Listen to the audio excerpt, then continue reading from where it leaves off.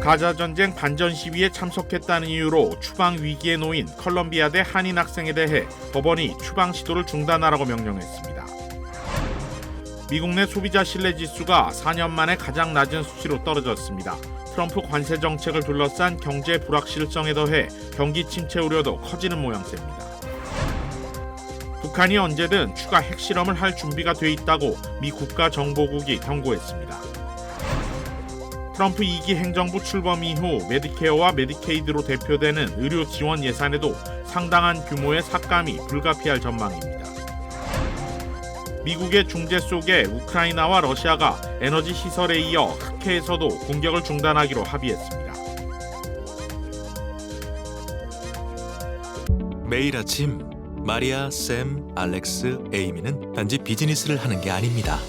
꿈을 만들어가고 있죠. CBB는 각 비즈니스의 이야기를 알고 고객 한 분 한 분께 꼭 맞는 솔루션을 제공합니다. 저희가 만드는 것은 단지 금융거래 관계가 아닙니다. 고객 한 분 한 분과의 파트너십입니다. CBB and me. CBB and me. CBB and me. CBB뱅크, 고객 한 분 한 분을 위한 금융 파트너십을 만듭니다. 시청자 여러분 안녕하십니까? KBS 아메리카 뉴스입니다. 가자 전쟁 반전 시위에 참석한 사유로 영주권을 박탈당했던 뉴욕의 한인 여대생이 일단 추방은 면하게 됐습니다. 법원이 한인 여대생 측 변호인단에 손을 들어준 겁니다. 보도에 이유수 기자입니다. 뉴욕 남부 연방법원이 오늘 가자전쟁 반전 시위에 참석한 사유로 영주권을 박탈당한 한인 여대생 정모 씨에 대한 추방 시도를 일시 중단할 것을 명령했습니다. 콜롬비아 대학교 3학년에 재학 중이던 정 씨는 지난 5일 캠퍼스 반전 시위 참가자에 대한 대학 측의 징계에 항의하는 시위에 참여했다 체포된 후 이민세관단속국에 표적이 됐습니다. 이민세관단속국은 정 씨의 영주권이 취소됐다고 통보했고 결국 정 씨는 자신을 향한 추방 절차를 중단해 줄 것을 요구하는 소송까지 제기하게 된 겁니다. 뉴욕 남부연방법원 나오미 부크월드 판사는 오늘 이뤄진 심리에서 정 씨가 지역사회를 위험에 놓이게 하거나 외교정책에 위험을 줄 만한 테러단체와 소통했다는 기록이 없음을 분명히 했습니다. 그러면서 법원의 추가 명령이 있을 때까지 정 씨를 구금하거나 법원 관할 지역 외부로 이송하는 것을 금지할 것을 명령했습니다. Today did the right thing, did the sensible thing, did the just and fair thing of granting her that protection and blocking ICE's attempts to detain her and deport her pending further order of the court. 정 씨는 연방정부를 상대로 제기한 소송에서 비시민권자의 정치적 견해가 현 정부의 기조와는 다르다는 이유로 구금이나 추방 위협이 가해진 것은 옳지 않다고 밝혔습니다. 정 씨의 변호인단은 그녀가 집회에 참석한 것은 수정헌법에 의해 보호되어야 하는 권리며 이를 지키기 위해 끝까지 법정에서 싸울 계획이라고 강조했습니다. We will of course continue to press her claims in court. Our position is that the only reason that the government is seeking to detain a 21-year-old college junior at Columbia, a high school valedictorian with no criminal priors, is simply because her viewpoint, her speech, her First Amendment protected speech, it happens to be something that they disagree with. 한편 추방 위기에 내몰렸다 가까스로 위기를 모면한 한인 여대생 정 씨는 7살 때 부모와 함께 미국에 이민 온 것으로 전해졌습니다. 정 씨에 대한 이번 판결 사례가 앞으로 합법적인 체류 신분을 보유한 이민자들에게 어떠한 법적 잣대가 적용될 수 있는지 가늠할 수 있는 하나의 판례가 될 것으로 전망되면서 이민자들과 연방정부의 줄다리기는 당분간 지속될 것으로 보입니다. KBS 뉴스 이우수입니다. 트럼프 대통령의 관세 정책으로 경제 불확실성이 커지고 있는 모양새입니다. 자세한 소식을 박일준 기자가 전합니다. 미국 소비자들의 심리가 악화됐다는 조사 결과가 또 나왔습니다. 미국 경제조사단체 컨퍼런스 보드는 3월 소비자 신뢰지수가 92.9로 2월보다 7.2포인트 하락했다고 밝혔습니다. 넉 달 연속 하락이자 약 4년 만에 가장 낮은 수치로 전문가 전망치를 밑돌았습니다. 지난 14일 미시간 대학이 발표한 조사에서도 소비자 심리지수가 2년여 만에 가장 낮은 수준을 기록했습니다. 특히 소비자의 단기 전망을 반영한 지수가 12년 만에 최저치였습니다. 80 아래로 떨어지면 경기 침체 위험 신호로 여겨지는데 이달 조사에서 65.2로 2달 연속 기준선을 밑돌았습니다. 미국 연방준비제도는 최근 소비자 심리와 실물과의 연관성이 떨어졌다고 밝힌 바 있지만 이와 달리 이미 실물에도 영향을 미치고 있다는 집계도 있습니다. 소매업체 등과 협력해 신용카드를 발급하는 싱크로니는 업계 전반에서 소비자들의 구매량이 감소했다고 전했습니다. 관세를 둘러싼 불확실성이 가장 큰 요인으로 풀이됩니다. If it started freaking out consumers or businesses, those would be channels by which the tariffs would have an impact that lasted longer and got out of just the 11% of GDP part of their life. 트럼프 행정부는 다음 주 상호 관세가 부과되면 불확실성이 많이 사라질 거란 입장입니다. 하지만 보복에 보복이 따를 경우 그 불확실성이 쉽게 사라지지 않을 거란 전망이 나옵니다. 뉴욕에서 KBS 뉴스 박일중입니다. 일론 머스크 테슬라 최고 경영자가 이끄는 정부 효율부 도지에 연방정부 조직과 예산 감축 조치에 대한 반발이 거세지고 있습니다.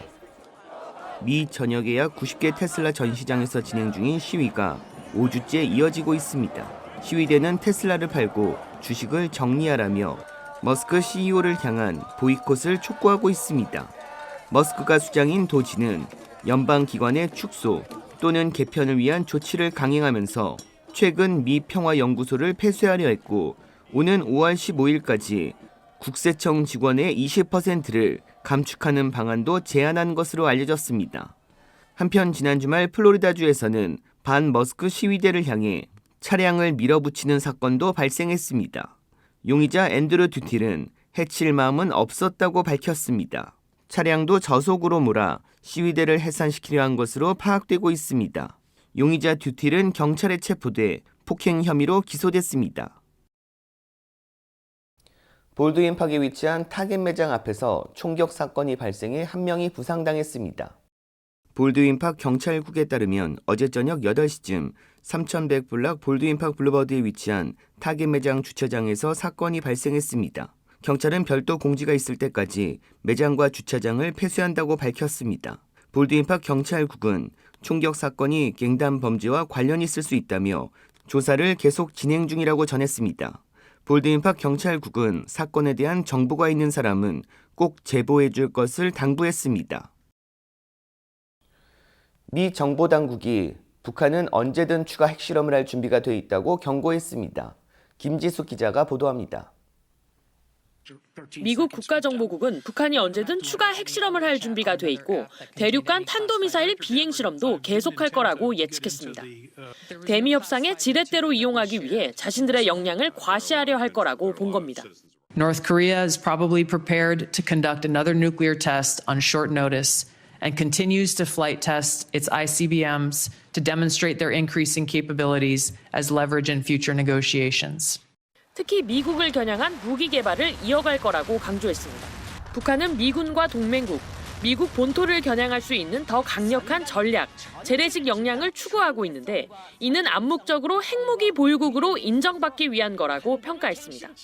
정보국은 또 별도로 공개한 연례 위협평가 보고서에서 김정은은 전략적 무기 프로그램을 체제 안보 보장 수단이자 국가의 자존심으로 인식하고 있다며 협상으로 이를 포기할 의사가 없다고 지적했습니다. 북러 군사협력의 위험성도 제기했습니다. 러시아와의 전략적 파트너십은 김정은에게 더 많은 재정과 군사, 외교적 지원을 제공하고 있고 러시아 파병을 통해 북한군의 전투 경험도 제공되고 있다는 겁니다. 결국 북한의 노림수는 대미 협상력 강화라고 판단했습니다. Kim views his strategic weapons advances since 2019, its deepening ties with Russia, and North Korea's economic durability is strengthening his negotiating position against Washington's demands for denuclearization and lessening his need for sanctions relief.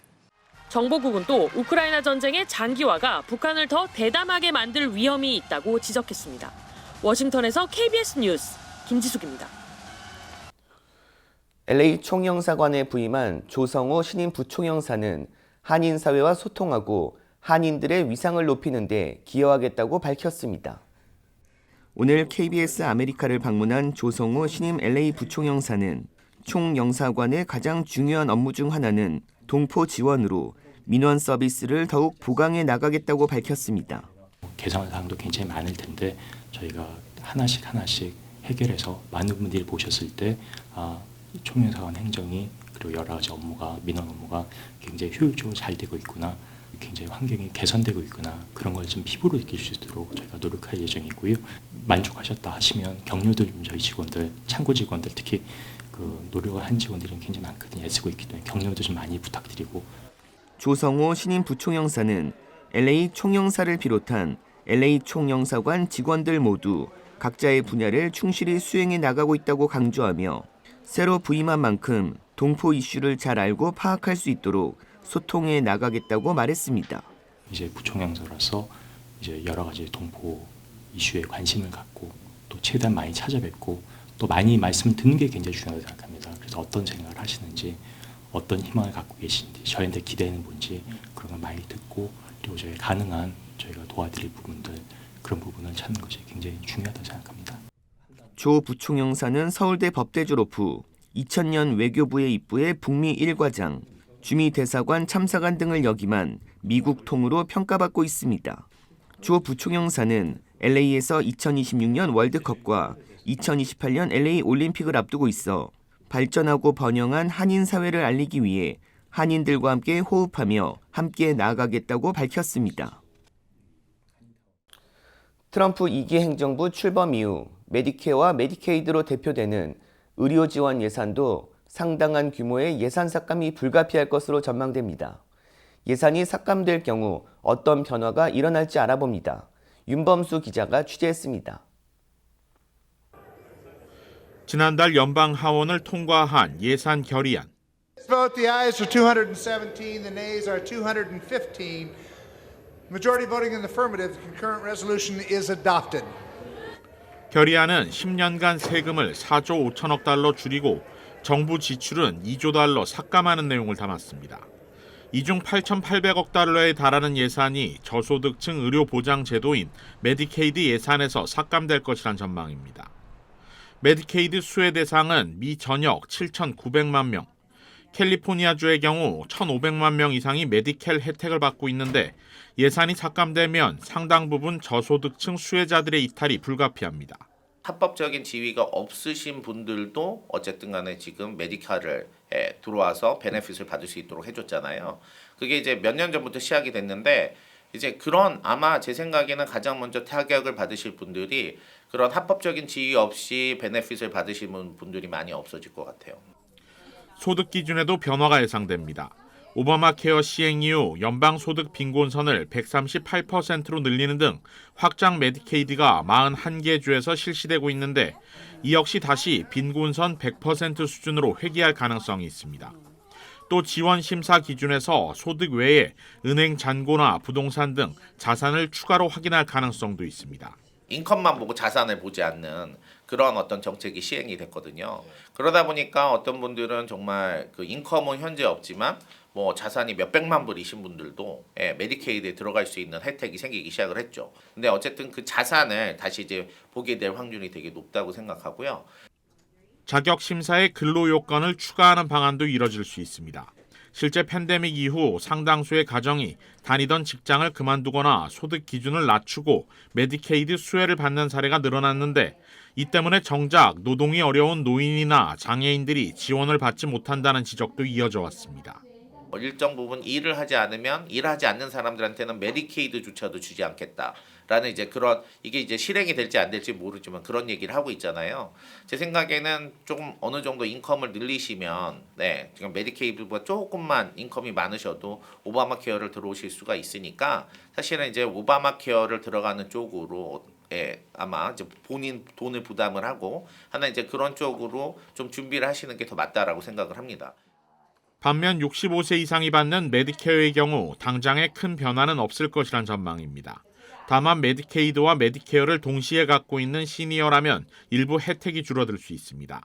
어드밴티지 플랜은 메디케어 C 가입자들에게 제공하는 한방이나 치과 치료 등의 부수적 치료 혜택도 줄어들 수 있습니다. 장기적으로 베이비붐 세대의 노령화, 노인 인구 급증으로 인해 메디케어 예산까지도 흔들리는 상황이라 의료 지원 체계 변화는 불가피하다는 것이 보험업계 전문가들의 견해입니다. 현재 공화당이 주도하는 의료 지원 예산 삭감은 결의안 지침을 토대로 세부적인 안이 마련돼 올해 10월 새 회계 연도부터 적용될 전망입니다.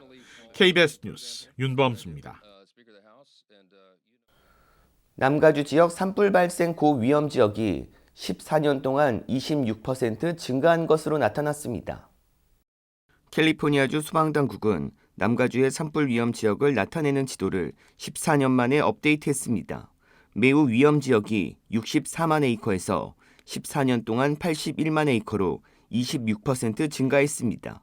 업데이트된 지도에 따르면 남가주 전역에서 산불 발생 가능성이 있는 지역은 총 460만 에이커로 특히 매우 위험 지역이 81만 에이커로 확대된 겁니다. 산불 위험 지역 지도 업데이트는 팰리세이즈와 이튼 산불에 따른 예방 조치를 위해 게빈 뉴섬 캘리포니아 주지사가 지난 2월 서명한 행정명령으로 시작됐습니다. LA 카운티 정부는 최신 화재 위험 평가를 반영하는 이 지도가 안전을 우선으로 주택과 인프라 재건에 도움이 될 것으로 기대하고 있습니다. 올해 6월로 예정돼 있는 뉴저지 주 하원 의원 예비선거에서 3명의 한인 후보가 도전장을 냈습니다. KBTV 주연우 기자입니다. 24일 월요일을 끝으로 뉴저지 예비선거 후보자 등록이 모두 마감된 가운데 팰리세이즈 파크, 포트리, 레오니아 등 10개의 한인 밀집 타운으로 구성된 37선거구 주 하원 의원 예비선거에 한인 후보자 3명이 출마한 것으로 드러났습니다. 먼저 37선거구 주 하원 의원 민주당 예비선거에 앨런 박 현역 의원과 데니얼 박 테너플라이 시의원이 등록했으며 공화당 예비선거에 앤드류 미한 후보가 출마했습니다. 앤드류 미한 후보는 한인 입양아 출신으로 작년 11월 버겐 카운티 커미셔너 본선에 무소속 후보자로 출마하며 이름을 알렸습니다. 37선거구 주 하원 의원 공화당 예비선거에는 앤드류 미한 후보와 마르코 나바로 후보 이렇게 2명이 러닝메이트로 출마하면서 단독 후보자로 나섰습니다. 이에 따라 미한 후보와 나바로 후보는 경쟁자 없이 나란히 11월 4일 본선에 진출해 민주당 예비선거에서 승리한 후보자들과 경쟁할 것으로 전망됩니다. 민주당 텃밭으로 여겨지는 뉴저지에는 민주당 예비선거에서 승리한 후보자가 본선에서 승리할 확률이 높기 때문에 민주당 후보자 간의 경쟁이 치열한 곳입니다. 민주당 예비선거에는 2명의 후보자가 러닝메이트 형식으로 출마해 6명 중 다득표 2명만 당선돼 11월 치러질 본선에 진출합니다. 뉴저지주 예비선거는 6월 10일에 치러지며 본선거는 11월 4일입니다. KBTV 뉴스 주연우입니다. 미주 한인재단과 한인연구소의 파트너십으로 앞으로 2년간 한인 커뮤니티에 관련된 연구가 진행될 계획입니다. 미주 한인재단은 오늘 오후 LA 한인타운에서 기자회견을 갖고 한인에 관련된 특별한 연구조사가 진행될 계획이라고 발표했습니다. 200만 명이 넘는 한인들이 사시는데 그 코리안 아메리칸을 위한 띵크탱크가 없어서 그 바탕을 만드는데 이번 조사는 한인연구소와의 파트너십을 통해 이루어지게 됩니다. 지금까지 여러 군데에서 한인들에 관한 인포메이션을 많이 정보를 많이 공부를 했는데 한인 단체가 직접 한 적은 없었습니다. 한인에 관련된 연구조사 결과는 미주 한인들에게 영향을 미칠 수 있는 정책과 프로그램을 위해 활용될 전망입니다. 미주 한인재단은 이번 연구를 위해 $150만 기금을 한인연구소에 전달한다는 계획인데 오늘은 앞서 전달된 $54만 이은 $50만 전달됐습니다. 하이브리드 항공사 에어프레미아가 LA, 샌프란시스코 노선을 증편한다고 밝혔습니다. 에어프레미아는 오는 5월부터 LA와 샌프란시스코에서 출발하는 인천행 노선 증편을 진행한다고 밝혔습니다. LA 노선은 오는 5월 30일부터 7월 5일까지 주 7회 운항에 월수금, 야간편이 추가되고 7월 6일부터는 일요일 하루 야간편이 더 추가돼 총 주 11회를 운항할 예정입니다. 샌프란시스코 노선은 5월 10일부터 토요일 편이 추가돼 주 4회 월수금 1에서 주 5회로 한 편이 더 추가됩니다. 에어프레미아는 이번 증편을 기념해 오늘부터 4월 1일까지 프리미엄 이코노미 클래스는 LA $1,511, 샌프란시스코 $1,020부터 판매되는 특가 프로모션을 진행하고 이코노미 클래스는 LA $841, 샌프란시스코 $620부터 특가 항공권이 오픈됩니다. 프로모션에 대한 자세한 정보는 에어프레미아 공식 홈페이지와 대리점 등에 문의하면 됩니다. 미국의 중재 속에 우크라이나와 러시아가 에너지 시설에 이어 흑해에서도 공격을 중단하기로 합의했습니다. 조빈나 기자입니다. 미국 백악관과 러시아 크렘린궁, 우크라이나 국방부가 사우디아라비아에서 열렸던 회담 결과를 각각 발표했습니다. 우선 해상 휴전에 사실상 합의했습니다. 흑해에서의 안전한 항해를 보장하고 무력 사용을 중단하기로 한 겁니다. 다만 러시아는 조건을 내걸었습니다. 흑해를 통한 자국 농산물과 비료 수출이 이루어져야 하고 이를 위해선 금융 제재 등이 먼저 풀려야 한다는 겁니다. 백악관도 이에 협력하기로 하면서 합의가 성사됐습니다. 러시아와 우크라이나는 30일간의 부분 휴전에도 합의했습니다. 대상은 에너지 시설로 정해졌습니다. 크렘린궁은 별도 자료를 내 에너지 시설에 대한 공격 중단은 지난 18일부터 30일간으로 합의됐고 석유 시설과 원전, 수력 발전소, 변전소 등이 해당된다고 구체적으로 밝혔습니다. 에너지와 해상에서의 이 같은 합의 이행을 도울 제3국의 중재를 모두 환영한다는데 미국과 러시아, 우크라이나 모두 동일한 입장을 밝혔습니다. Гарантии могут быть исключительно результатом приказа из Вашингтона Зеленскому и его вот этой вот команде делать так и не иначе. Ми не вражаємо їх енергетику, вони не вражають нашу енергетику. Я думаю, що є мільйон питань, чесно, я так вважаю. 2022년 2월부터 3년을 넘긴 전쟁에서 처음으로 에너지 분야와 해상에서의 휴전 합의가 어렵게 성사됐지만 풀어야 할 과제는 여전합니다. 특히 미국이 러시아의 농산물과 비료 수출을 돕기로 하면서 서방의 대러 제재 효과가 약화될 수 있다는 우려도 있습니다. 베를린에서 KBS 뉴스 조빈나입니다.